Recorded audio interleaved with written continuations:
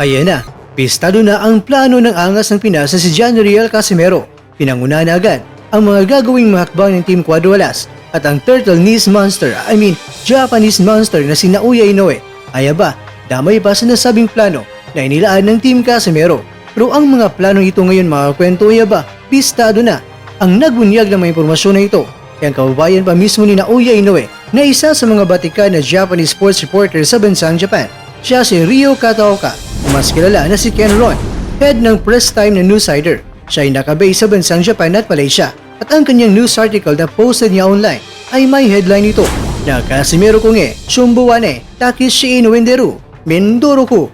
Pero lang mga kwento, hindi ko nababasa po yan. Ito ang headline nito sa English. Well honestly mga kwento, para sa akin, nakakabilib talaga ang Japanese reporter na ito na talagang nag-research, sinisid at kinuli ko talaga ang may impormasyon patungkol kay Casimero. Sinabi niya na itong si Casimero ay dumaan sa mga kaguluhan patungkol sa management niya hanggang pumirma na si Casimero ng kontrata under Masayuki Ito ng Treasure Boxing Promotions at may laban nga si Casimero yung May 13 sa Okada Manila Hotel and Casino sa Parañaque City.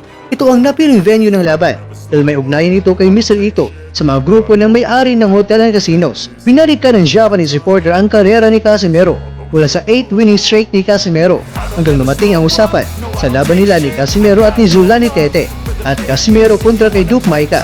At sinabi pa niya na ang laban lang ni Casimero na hindi tumatak sa mga boxing fans ay ang laban niya kontra kay Guillermo El Tapbo Rigundo.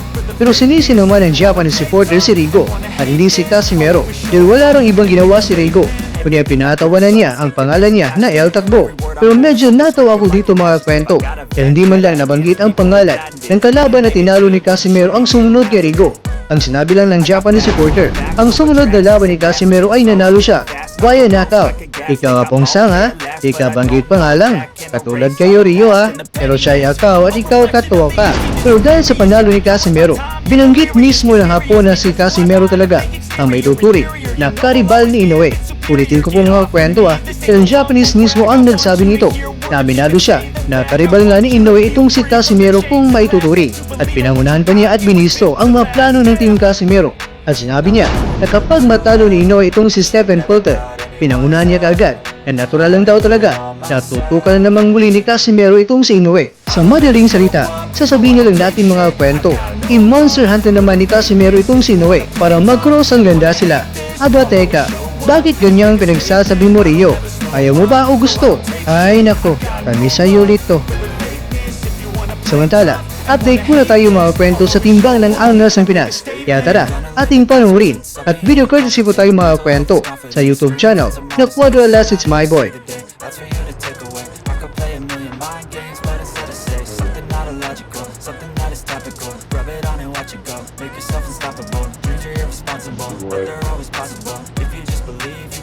So remarkable. Thoughts in my head, a collage and they spread. I'll be great one day, going off of my meds. No, I'm not giving up, no, I'm not giving in. I will make it to the top, taking off in the wind. I gotta make it, I'm saving every day to taste it. I'm patient, but my mind, it can hardly take it. I'm chasing a dream that I've had for several ages. A vacant, modern kingdom for the taking. Now that I've been put through it, never got anyone's help. I had to do it all myself. I don't ever slow up, no I don't take shit. I got no love for the fakeness. If you wanna play tough and wanna hate this. Mga kakwento, alam kong may ibang tumaas ang kilay na naman, lalong-lalo na kapag ang pinag-uusapan ay ang patungkol kay Casimero at Inoue. Pagka nga ang iba dyan ay nagsasabi na yan na naman, fake news. Pero iba yung news sa Mr. Kwento mga kakwento. Dahil bawat impormasyon na ibinabagi ko sa inyo ay may mga legit na mga sources sa mga news articles na aking pinagbatayan at nasa description box ko lang po yan inilagay. Alam nyo na mga kwento na ayaw natin ng fake news. Kaya mas maganda na ibinibigay namin kung saan nga ba nagmula ang impormasyon. Para sa fake news, ikaw ay hindi magkonsumisyon.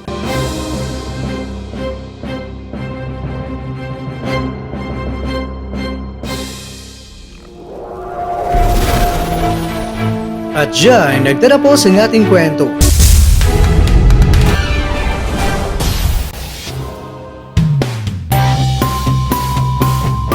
Maraming salamat mga kakwento sa inyong panonood. Pero baka naman mga kwento ay nagustuhan niyo po ang kwento natin ngayon.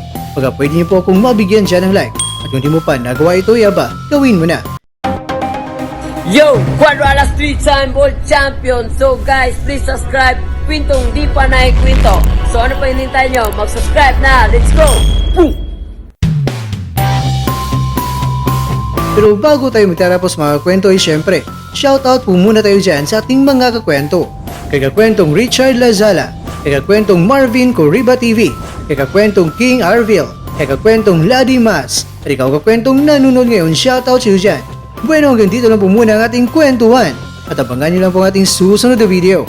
At dito lang po yan sa isang channel na kung saan maaaring ito'y mga kwentong di pa na kwento sa inyo.